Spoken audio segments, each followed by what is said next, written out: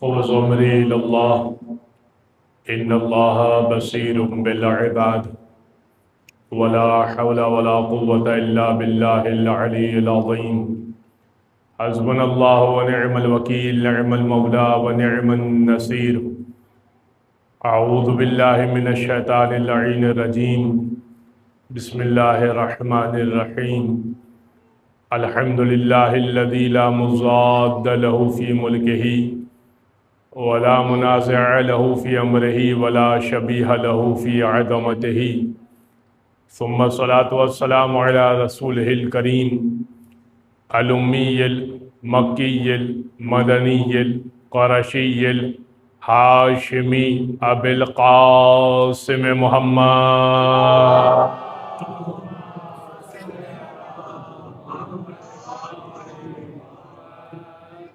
وعلى أهل بيته الطيبين الطاهرين واللعنة الدائمة على أعدائهم أجمعين من يوم ظلمهم وعداوتهم إلى قيام يوم الدين أما بعد فقد قال الله سبحانه وتعالى في محكم كتاب مبين بسم الله الرحمن الرحيم ويقول الذين كفروا لست مرسلا قل کفا باللہ شہیدا بینی وبینکم ومن عنده علم الکتاب وقال تبارک وتعالی فی کتاب مبین ایضا خذ العفو وامر العرف واعرض عن الجاہلین صلوات علی محمد وعلی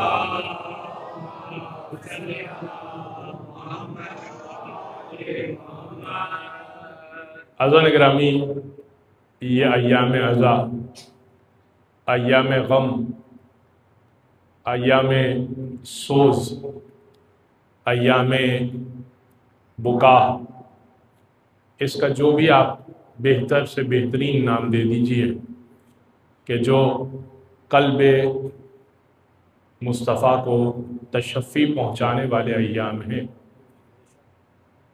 ان ایام کو ہم اس لیے منعقد کرتے ہیں کہ یہ ایام منعقد ہوتے ہی سال بھر میں جتنے فرعون اور اس کے جادوگر نکلے ہوئے ہوتے ہیں ٹولیوں کی صورت میں جگہ جگہ، جیسے ہی ہم فرش عزا بچھاتے ہیں تو یہ فرش عزا موسیٰ کا اژدہا بن کے ان سب کو نگل لیتا ہے۔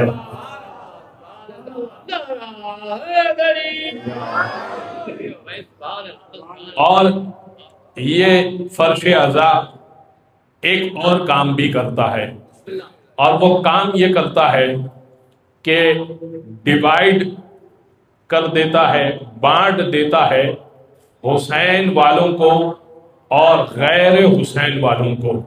میں دوسرے کا نام لے ہی نہیں رہا، حسین والوں کو اور غیر حسین والوں کو تقسیم خیر و شر ہوئی صدقے حسین کے، تقسیم خیر و شر ہوئی صدقے حسین کے، سارے برے یزید کے اچھے حسین کے۔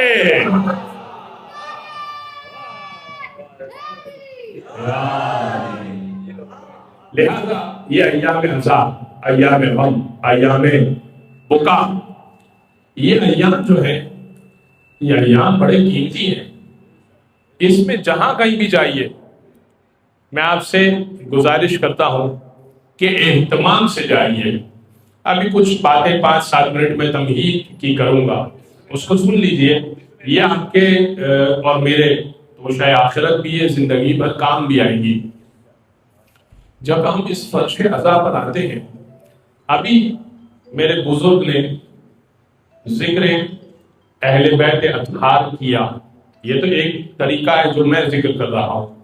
ایک طریقہ وہ تھا جو شاعری کے طور پر ذکر ہو چکا، اور ایک طریقہ وہ تھا جو ذکر اہل بیت اطہار ہوا حدیث قصہ کے طریقے، حدیث قصہ کے تحت۔ تو جس طریقے سے میرے بزرگ نے حدیث قصہ پڑھی اور اس میں اہل بیت اطہار کو دعوت دی، کیسے دعوت دی؟ اخبرنی مال جونسنا ھذا تحت الکساء من الفضل، خبر دیجئے مجھے کہ یہ جو حدیث کساء پڑھے تو اس کی کیا فضیلت ہے. والذی بعثنی بالحق نبیا واصطفانی بالرسالۃ نجیا، اس خدا کی قسم کہ جس نے حق کے ساتھ مجھے مبعوث کیا اور رسالت کے لیے مجھے منتخب کیا. ما ذکر خبرنا ھذا فی محفل من محافل اہل الارض وفیہ جمع من شیعتنا ومحبنا، جہاں کہیں بھی زمین پر یہ ہماری چادر تطہیر کا ذکر ہو رہا ہوگا اور ہمارے شیعہ یا ہمارے محبت کرنے والے بیٹھے ہوں گے. وَفِيهِ جَمْعٌ مِّن شِيعَتِنَا وَمُحِبِّنَا إِلَّا وَنَزَلَتْ عَلَيْهِمُ الرَّحْمَةُ، تو اللہ رحمتوں کو نازل کرے گا. وَحَفَّتْ بِهِمُ الْمَلَائِكَةُ، اور ملائکہ ان کو گھیر لیں گے. وَاسْتَغْفَرَتْ لَهُمْ، اور ملائکہ استغفار کرنا شروع کریں گے. إِلَىٰ أَن يَتَفَرَّقُوا، یہاں تک کہ وہ متفرق نہیں ہو جاتے، جدا جدا نہیں ہو جاتے. تو اب آپ یہ سمجھیے نا کہ جیسے ہی حدیث کساء پڑھنا شروع کی، جیسے ہی چادر تطہیر کا ذکر شروع ہوا تو ملائکہ آ گئے، رحمتیں آ گئی، ملائکہ نے استغفار بھی کیا. ملائکہ آپ کے لیے تب تک استغفار کر رہے ہیں جب تک کہ آپ جدا نہیں ہو رہے. تو اس جگہ پر ملائکہ موجود ہیں، اس جگہ پر اہل بیت اطہار موجود ہیں. اب میں جو بات پیش کرنا چاہ رہا ہوں، جو میں نے گزشتہ سال کی تھی، ایک سال چھوڑ کر اس سے پہلے جب میں آیا تھا تو میں نے عرض کی تھی، دوبارہ سے یاد دہانی کے لیے سبق دہرا دینا چاہیے کہ جب آئیے کسی فرض اذا پر تو وضو کے ساتھ آئیے، باادب ہو کر آئیے. کسی عزادار کو حقیر، کمتر اور کسی کو اعلیٰ اور کسی کو کم نہ سمجھیے. یہاں پر یہ فرش اذا کا کمال ہی یہ ہے، فرش اذا کا کمال ہی یہ ہے.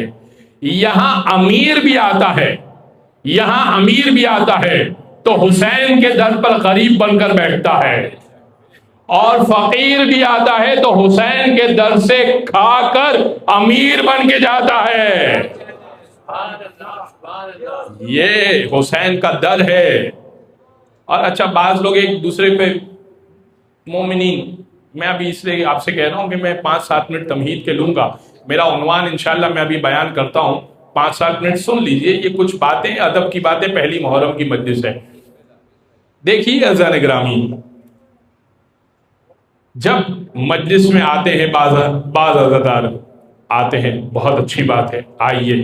ایک عزادار ہے جو نہیں آ سکا، کسی وجہ سے مصروف ہو گیا، گھر میں کوئی مسئلہ پیش آ گیا، نہیں آ سکا، تاخیر سے آیا. اس وقت آیا کہ جب ماتم ہو رہا تھا، یا اس سے بھی دیر سے آیا کہ جب لنگر اور نیاز ہو رہی تھی. اچھا، یہ 2 دن ہو گیا، 3 دن ہو گیا، تو دوسروں نے کہنا شروع کر دیا، بھائی آتے ہی نیاز کے لیے ہیں، تو بھائی آپ کے در سے تھوڑی کھا رہے ہیں، بھائی آپ کے پلے سے تھوڑی کھا رہے ہیں، یہ تو حسین کے در سے کھا رہے ہیں. ایک بات تو یہ، اور دوسری بات یہ کہ آپ نے یہ کیوں سمجھ لیا ہے کہ مجلس وہاں تمام ہو گئی جہاں پر ذکر مصائب ہو گئے. مجلس تو وہاں تمام ہوگی جہاں پہ تبرک تمام ہوگا، اس لیے کہ تبرک بھی مجلس کا حصہ ہے. حضرت ابو طالب نے پہلے تبرک کھلایا تھا، پھر مجلس بابا کی تھی. تو مجلس کا حصہ ہے تبرک حصہ ہے. اگر کوئی تبرک میں پہنچ جائے، نیاز میں پہنچ جائے تو حقیر نہ سمجھیے. یہ کھانے کے لیے آتے ہیں، ہاں کھانے کے لیے آتے ہیں، حلال میں سے بھی بہترین کھانے کے لیے آتے ہیں، حلال نہیں، حلال میں سے بہترین. منہ میں بیمار کے تھوڑا جو تبرک جائے گا، دیکھیں تبرک کو، اب تبرک کو سمجھیے. تبر اردو میں کہتے ہیں جب کوئی بڑا گڈز ہوتا ہے نا، گڈز، تبر صرف تبر کہہ رہا ہوں، تبر کہتے ہیں گڈز کو. بڑا لکڑی کا ایک گڈز ہوتا ہے جو کسی کو مارا، ڈنڈا جسے کہہ لیجئے، ایک ڈنڈا ہوتا ہے جس کو مارا جائے تو انسان مر جائے یا بہت زخمی ہو جائے. اب شعر سنیے گا، منہ میں بیمار کے تھوڑا جو تبرک جائے گا منہ میں بیمار کے، تھوڑا جو تبرک جائے گا موت کا آتا ہوا سر پر تبر رک جائے گا۔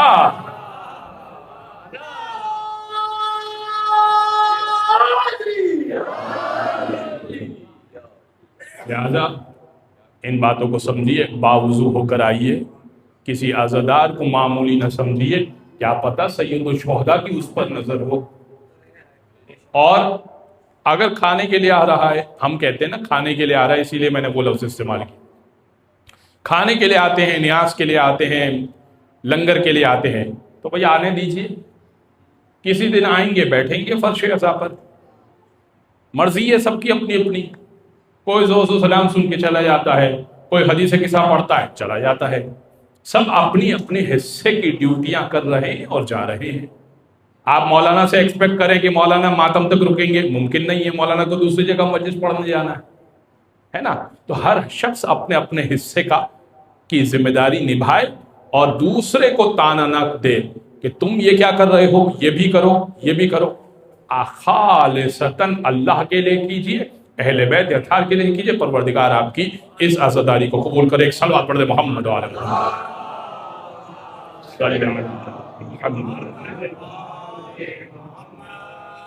چھٹے امام کی حدیث ہے، من جلس مجلسا یحیی فیہ امرنا لم یمت قلبہ یوم تموت القلوب۔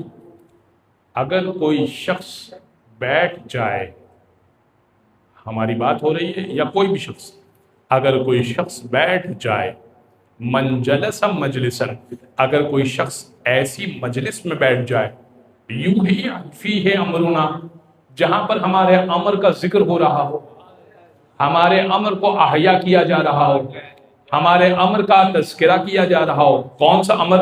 جب لفظ حدیث میں امر آ رہا ہو نا تو اس سے مراد امر ولایت ہوتا ہے، ہماری ولایت کا تذکرہ کیا جا رہا ہو۔ لم یمت القلوب یوم تموت القلوب، اس دن اس کا دل مردہ نہیں ہوگا جب سب کے دل مر جائیں گے۔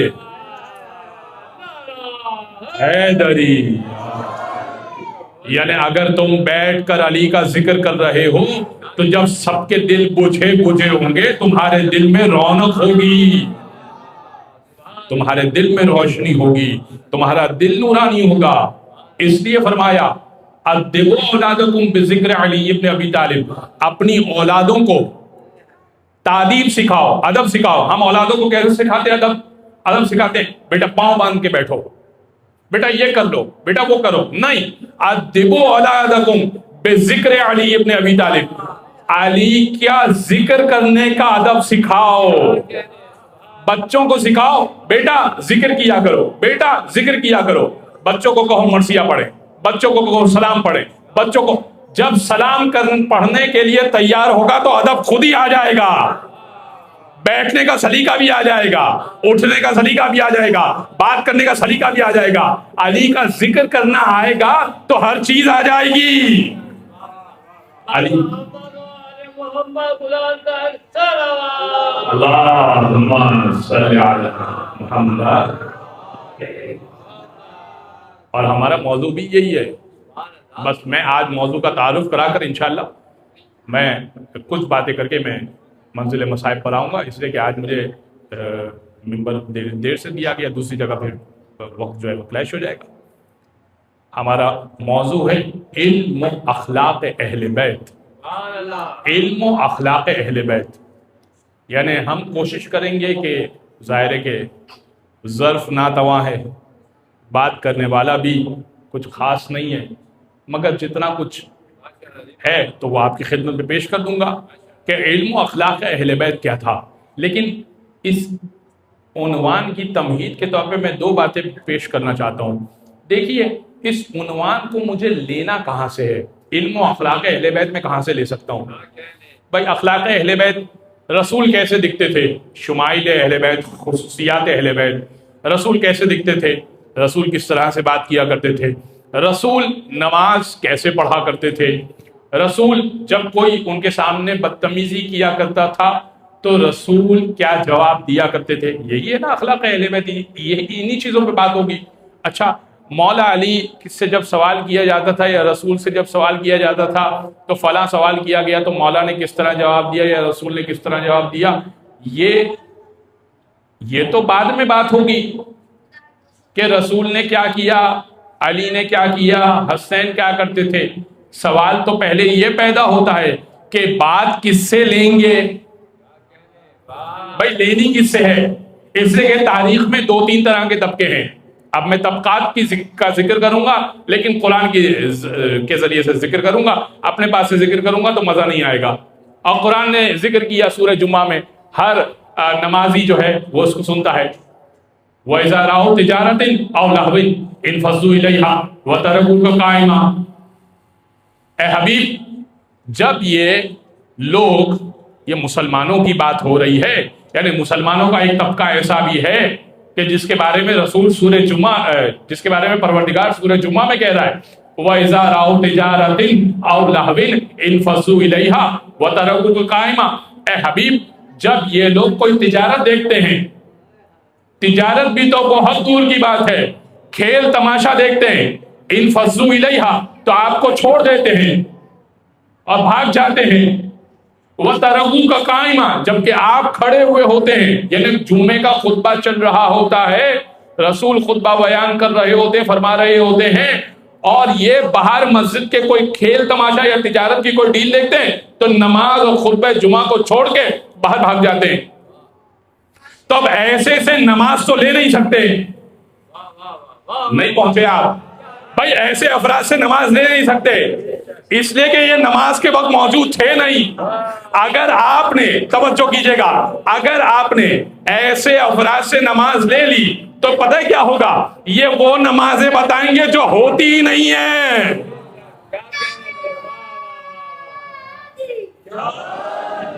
یہ رمضان میں وہ نمازیں بتائیں گے جو ہوتی نہیں ہیں، جو موجود نہیں ہیں۔ بات پہنچ رہی ہے آپ کی آج تک؟ تو ایسے افراد سے نماز لے نہیں سکتے۔ اچھا اب ایک اور مسئلہ ہے، حتیٰ یہ کہ تاریخ میں لکھا دیکھا کہ صرف 12 افراد رسول خطبہ جمعہ دے رہے ہیں اور 12 افراد مسجد میں رہ گئے۔ آپ تصور کیجئے، اسلام کا غلبہ ہے، اسلام کا غلبہ ہے، باہر بندر کا تماشا دکھانے والا آیا ہے اور یہ مسجد سے کھڑے ہو کر تماشا دیکھنے کے لیے بھاگ گئے۔ کونے میں نہیں بات کر رہا، لیکن 12 افراد، اور رسول پر وحی آئی کہ حبیب اگر یہ 12 افراد بھی آپ کو چھوڑ دیتے تو مدینہ پر عذاب آ جاتا۔ رسول کو تنہا چھوڑ دیں تو پھر بستی والوں پر عذاب آ جاتا، رسول کو اکیلا نہیں چھوڑا جا سکتا۔ تو اب ایسے افراد سے تو آپ نماز نہیں لے سکتے، اخلاق اہل بیت نہیں لے سکتے، جن کا خود کا اخلاق اور کیریکٹر ٹھیک نہیں ہے۔ ٹھیک ہے، اچھا ایک اور کیٹیگری بھی ہے، قرآن نے ہی بیان کی ہے، دیکھیں میں اپنے پاس سے تو پیش نہیں کر رہا، قرآن نے بیان کی ہے، سورہ منافقون پہلی آیت۔ اچھا کمال تو یہ ہے کہ یہ دونوں سورے سارے مسلمان نماز جمعہ میں عام طور پہ پڑھتے ہیں، پہلی رکعت دوسری رکعت۔ سورہ منافقون پہلی آیت سنیے گا، اذ جاءک المنافقون قالوا نشهد انک لرسول اللہ واللہ یعلم انک لرسولہ واللہ یشہد ان المنافقین لکاذبون۔ اے حبیب یہ منافق آتے ہیں، اور جب یہ آتے ہیں تو کہتے ہیں قالوا نشہد انک لرسول اللہ، ہم گواہی دیتے ہیں کہ آپ اللہ کے رسول ہیں، واللہ یعلم انک لرسولہ، اللہ بھی جانتا ہے کہ آپ اللہ کے رسول ہیں۔ ہم گواہی دیتے ہیں کہ آپ اللہ کے رسول ہیں۔ منافق آتے ہیں، آنے کے بعد کہتے ہیں آپ اللہ کے رسول ہیں، اللہ بھی جانتا ہے کہ آپ اللہ کے رسول ہیں۔ واللہ یشہد ان المنافقین لکاذبون، مگر اللہ یہ گواہی دے رہا ہے کہ یہ جو کہہ رہے ہیں نا یہ جھوٹ بول رہے ہیں، سچ تو بول رہے ہیں، سچ تو بول رہے ہیں، آپ اللہ کے رسول تو ہیں، ہاں سچ منہ سے تو بول رہے ہیں مگر دل نہیں بول رہا۔ اسی لیے آپ نعرہ کیا لگاتے ہیں، زبان کے ساتھ دل بولا۔ بھائی زبان علی علی نہ کرے، صرف دل بھی تو کرے علی علی، زبان کے ساتھ دل بولے تو علی علی ہے۔ تو اب یہ سارے آئے تھے، آنے کے بعد کہنے لگے یا رسول اللہ آپ اللہ کے رسول ہیں، اللہ گواہی دیتا ہے کہ یہ منافق ہے، یہ جھوٹ بول رہے ہیں، یہ دل سے آپ کو رسول نہیں مانتے. تو اب ایسے سے کیا پوچھنا کہ رسول کا اخلاق کیسا ہے؟ یہ جب بھی بتائیں گے تو اس کے اندر کوئی نہ کوئی ایسی بات چھپی ہوگی کہ اصل بات نہیں ہوگی، فیبریکیٹڈ ہوگی، دل سے نہیں بتائیں گے. ہو سکتا ہے کہ اوپری سطح کی مین ہیڈ لائنز بتا دیں، اندر کی بات نہ بتائیں، کیونکہ یہ چھپے ہوئے لوگ ہیں.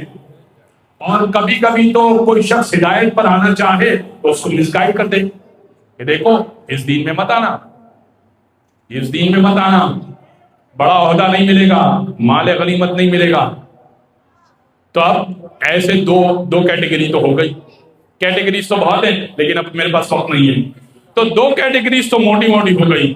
ایک وہ جو مسجد کا فرار ہے، اور کمال تو یہ ہے کہ فرار بھی اللہ نے دو بیان کیے، ایک مسجد کا فرار ہے، ایک جنگ کا فرار ہے.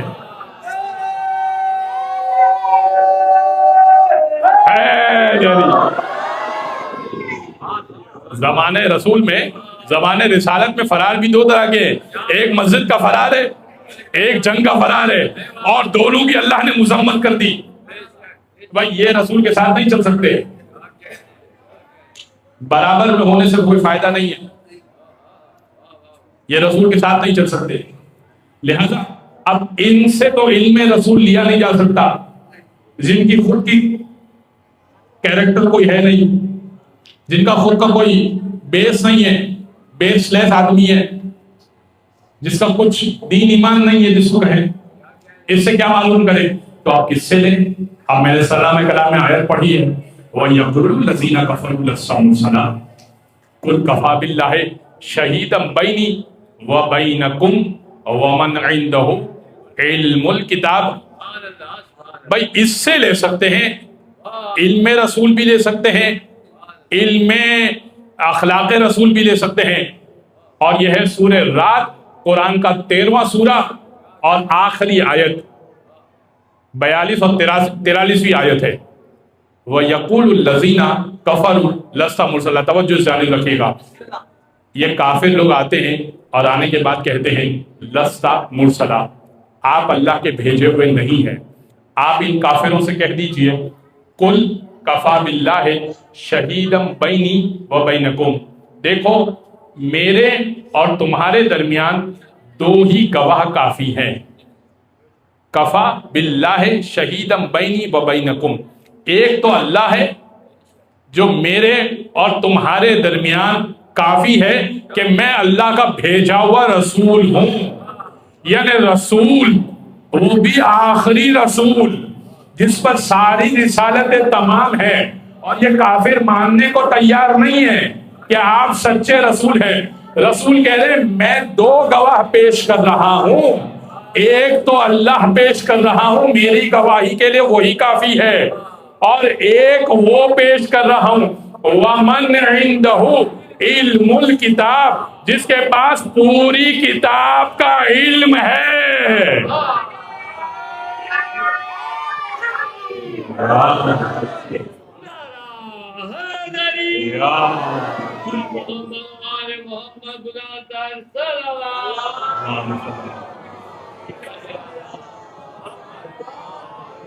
آپ کی سماعتوں کو داد مجھے بتانا نہیں پڑا کہ علم الکتاب کس کے پاس ہے، یعنی یہ سمجھانا نہیں پڑا کہ علم الکتاب کس کے پاس ہے.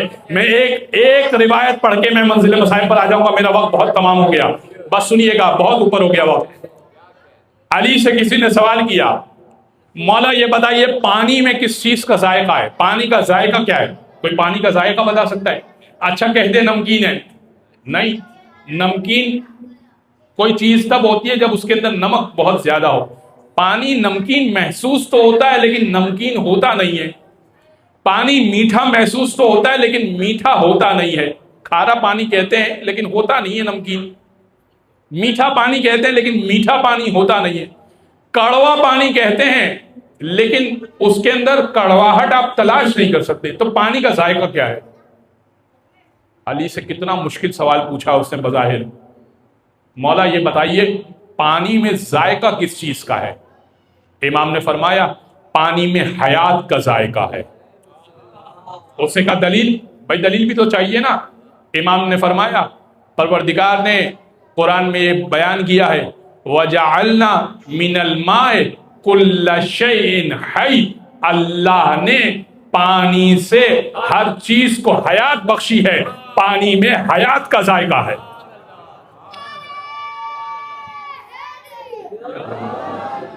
وہ سمجھ رہا تھا کہ علی یہ نہ بیان کر سکیں گے، وہ کہیں گے بڑا یونیک سوال لے آئے ہو، بڑا انوکھا سوال لے آئے ہو، بڑا مشکل سوال لے آئے ہو۔ بہت سوال ہے انشاءاللہ، ابھی تو یہ اشرا ہے کہ انشاءاللہ کچھ گفتگو کی جائے۔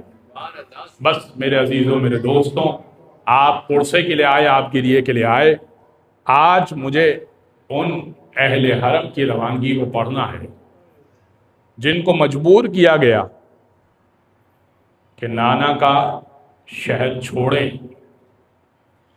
اخلاق رسول تو یہ تھا کہ ہر ایک سے سلامتی کے ساتھ ملا کرتے تھے، مگر اس کے نواسے پر سلامتی اور امن کو قائم رکھنے نہیں دیا گیا۔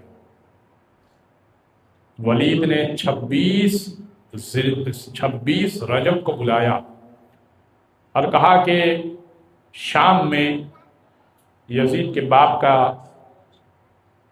انتقال ہو گیا ہے اور اب یزید تخت خلافت پر اس کا جانشین ہے۔ میں اے حسین ابن علی آپ سے بیعت کا مطالبہ کرتا ہوں اور فی الفور آپ کو حکم دیتا ہوں کہ آپ بیعت کیجئے۔ امام کو جب بیعت کے لیے پکارا گیا تھا، بلایا گیا تھا، تو امام بنی ہاشم کے 18 افراد کو ساتھ لے کر چلے تھے۔ امام ایسے ہی تنہا نہیں چلے تھے، امام 18 افراد کو ساتھ لے کر چلے تھے، اور امام نے ان سے کہا تھا کہ تم دروازے کے باہر کھڑے رہو، دربار کے صدر دروازہ کے باہر کھڑے رہو، ہاں اگر میری آواز بلند ہو جائے تو اندر داخل ہو جانا، یہ تمہاری اپنی مرضی ہے، جو جی چاہے۔ رات کی تاریخی میں یعنی مغرب کے بعد امام کو بلایا گیا تھا، لہٰذا امام نے بہتر محسوس کیا کہ بنی ہاشم کے افراد کو لے کر چلے۔ جب اس نے بیعت کا تقاضا کیا تو امام نے کہا کہ اگر بیعت پہ تو اتنا ہی سچا ہے تو کل دن کی روشنی میں بیعت کیوں نہیں مانگ لیتا؟ اور یہ کہہ کر امام پلٹے تو ساتھ میں مروان بیٹھا تھا، اس نے ولید سے کہا کہ حسین اس وقت ہاتھ تو آ چکے ہیں، یا تو بیعت لے لے یا سرتن سے جدا کر دے، اس لیے کہ اگر ابھی ہاتھ سے گئے تو یاد رکھنا صبح بیعت نہیں ہو سکتی۔ امام کے رخ انور پر جلال آیا، ماتھے پہ شکن آئی، اور امام فوراً برجستہ پلٹے، اور امام نے اس کی طرف دیکھ کر کہا اے نیلی آنکھوں والے کے بیٹے، تم مجھے قتل کرے گا یا یہ قتل کرے گا؟ کس میں اتنی ہمت ہے؟ امام کی آواز کا بلند ہونا تھا کہ روایت میں موجود ہو یا نہ ہو، سب سے پہلے ابوالفضل عباس اندر داخل ہوئے۔ یہ آپ کا دل تو کہتا ہے کہ ابوالفضل عباس سب سے پہلے داخل ہوئے، مگر روایت بھی یہی ہے۔ یہ عرض کرنے کا مطلب یہ ہے، ابوالفضل عباس نے دروازے کو دھکا دیا، اندر داخل ہوئے، ساتھ میں علی اکبر بھی داخل ہوئے، اور سب نے تلواروں کو نکالا۔ کہا آقا کیا حکم ہے ہمارے لیے؟ امام نے کہا بس عباس یہاں سے چلنا چاہیں گے۔ وہ اس نے دیکھا کہ ہم 2 افراد ہیں اور یہ حسین کے ساتھ 18 افراد ہیں، یعنی کل 19۔ اس نے کہا کل بہتر ہے کہ صبح ہی بیعت لی جائے۔ امام نے کہا عباس میں 2 فہرستیں دے رہا ہوں، ایک مردوں والی فہرست ہے اور ایک مستورات اہل حرم کی فہرست ہے، رخت سفر باندھو، مدینہ سے ہمیں نکلنا ہے۔ عباس سے کہا آقا جو حکم، کہا مدینہ رہنے کے قابل نہیں رہا۔ حسین نے اگلی صبح 27 رجب کو ماں کی قبر سے ودا چاہی۔ جانتے ہیں ماں کی قبر اللہ آپ کو، اور اس منبر سے دعا کرتا ہوں آپ کے لیے بھی اور اپنے لیے بھی، اس سال اور ہر سال اور بار بار حج اور عمرے کی سعادت نصیب فرمائے۔ ہر عزادار کو جو بیٹھا ہوا ہے ذرا جا کے دیکھیے، تصویروں میں تو دیکھا ہوگا، ویڈیوز میں تو دیکھا ہوگا، مگر ذرا جا کے دیکھیے کہ ماں کی قبر کا عالم کیا ہے۔ ہاں معلوم نہیں ہے کہ ماں کی قبر کون سی ہے، مگر اماں کی قبر سے ودا، بھائی کی قبر سے ودا، جنت البقیع کی طرف گئے حسین۔ کیسے گئے؟ تاریخ نے لکھا کہ جیسے بچہ اپنی ماں کی گود میں آتا ہے ایسے حسین نے اپنے آپ کو گرا دیا۔ کہا ماں میں اس مدینہ سے جا رہا ہوں، اور پھر نانا کی قبر پہ اپنے آپ کو گرایا اور اتنا روئے اتنا روئے اتنا روئے کہ غش آ گیا، بے ہوش ہو گئے۔ خواب میں رسول اسلام کو دیکھا، بالوں کو پریشان کیا ہوا تھا، گریبان رسول کا پھٹا ہوا تھا، اور امام حسین سے رسول اسلام کہہ رہے تھے فرزن اللہ کا یہ ارادہ ہے، ان اللہ شاء ان یراک قتیلا، اللہ کا یہ ارادہ ہے کہ آپ کو خون میں لت پت گلتا دیکھیں۔ اللہ چاہتا یہ ہے، اللہ کی مشیت یہ ہے، اللہ کا دین اسی طرح بچ سکتا۔ امام حسین نے بڑھ کے سوال کیا یا رسول اللہ، اور میری بہنوں کے بارے میں اللہ کی کیا مشیت ہے؟ کہ ان اللہ شاء ان یراہن سبایا، اللہ کی مشیت یہ ہے کہ انہیں درباروں میں پھرایا جائے، اسیر بنایا جائے، یہ اللہ کی مشیت ہے۔ بس امام حسین روتے ہوئے اٹھے، آنکھوں سے آنسوؤں کو صاف کیا، اور بس اب محلہ بنی ہاشم میں گئے۔ 28 رجب کو ایک صحابی ہے، وہ کہتا ہے عبداللہ غفاری، کانا لا یسمع الرعد، بجلی کے کڑکنے کی آواز نہیں سن سکتے تھے، وہ بجلی کے کڑکنے کی آواز نہیں سن سکتے تھے، اس قدر ان کی آواز سماعت ان کی خراب تھی۔ اپنی زوجہ سے کہنے لگے یہ کن بیویوں کے رونے کی آواز آ رہی ہے؟ زوجہ کہنے لگی جانتے ہو آج حسین کا گھرانہ اس محلے کو چھوڑ کے جا رہا ہے، جانتے ہو آج حسین کا گھرانہ مدینہ کو چھوڑ کے جا رہا ہے۔ عبداللہ کہنے لگے ایسا کون سا وقت آ گیا کہ حسین کا گھرانہ جا رہا ہے؟ کہا حسین سے بیعت کا مطالبہ کیا، امام حسین جا رہے ہیں۔ بس مسند کو سجایا گیا، مسند کو سجایا گیا، اور اب آواز دی جاتی تھی اور ناقے منگائے جاتے تھے۔ جناب حضرت عباس وہ فہرست لے کر تیار کھڑے تھے، آواز دی جاتی تھی ام لیلہ حاضر ہوں، اور ام لیلہ کا وارث آگے بڑھتا تھا، اور آگے بڑھ کر اماں کو ناکے پر سوار کروایا۔ آواز دی گئی جناب رباب آتی ہیں، ناقے بردار نے ناکے کو آگے بڑھایا، امام حسین بڑھے، جناب رباب کو سوار کروایا۔ آواز آئی شہزادی ام کلثوم آ رہی ہیں، پھر سے علی اکبر آگے بڑھے، علی اکبر نے جناب ام کلثوم اپنی پھوپھی کو سوار کروایا۔ مستورات اہل حرم آگے آ رہی ہیں، اور وارثین میں سے کوئی نہ کوئی آگے بڑھ بڑھ کے ایک نہ ایک آگے بڑھ بڑھ کے سوار کروا رہا ہے۔ ناکے کے قریب آئیں جوہی میر انیس نے لکھا، ناکے کے قریب آئیں جوہی دختر حیدر، خود ہاتھ پکڑنے کو بڑھے صفت پیمبر، فضاتی سنبھالے ہوئے خود گوشہ چادر۔ ہاں ایک مرتبہ آواز آئی جناب زینب آتی ہیں، 18 کنیزوں کی جرمٹ میں جناب زینب برآمد ہوئی، اور ایک مرتبہ ادھر سے حسین آگے بڑھے، ادھر سے علی اکبر آگے بڑھے، ادھر سے جناب قاسم آگے بڑھے، جناب عباس بڑھے، ناکے کو بٹھایا گیا۔ ہاں کون آگے بڑھ کے سوار کروائے؟ ناکے کے قریب آئیں جو ہی دختر حیدر خود ہاتھ پکڑنے کو بڑھے، سبط پیمبر فضا تھی سنبھالے ہوئے، خود گوشہ چادر تھے پردہ محمل کو تھامے علی اکبر، فرزند کمر بستہ چپ و راست کھڑے تھے، نالین اٹھانے کو عباس کھڑے تھے۔ ایک مرتبہ جناب زینب نے کہا نہیں حسین آج آپ سوار نہیں کروائیے، ہاں اپنی آوازوں کو آپ آزاد چھوڑیے گا، آوازوں کو بلند کیجئے گا۔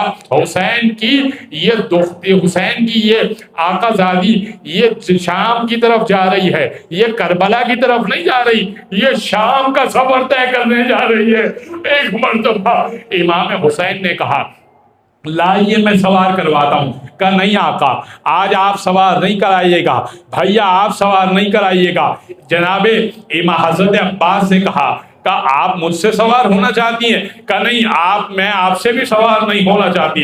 علی اکبر نے کہا تو پھر کیا میں سوار کروا دوں؟ کہا نہیں آپ بھی نہیں۔ دونوں بچے آگے بڑھے، اماں ہم سوار کروا دیں؟ کہا بچوں نہیں تم بھی نہیں سوار کروا سکتے۔ امام حسین نے کہا کون آپ کو سوار کروائے؟ آپ تو شاہزادی ہیں، علی کی بیٹی ہیں، کون آپ کو سوار کروائے؟ کہا حسین مجھے وہ سوار کروائے جو عاشور کے بعد جب شام آئے گی نا تو لاشوں کے درمیان کون سوار کروائے گا؟ آج بھی مجھے وہی سوار کروائے۔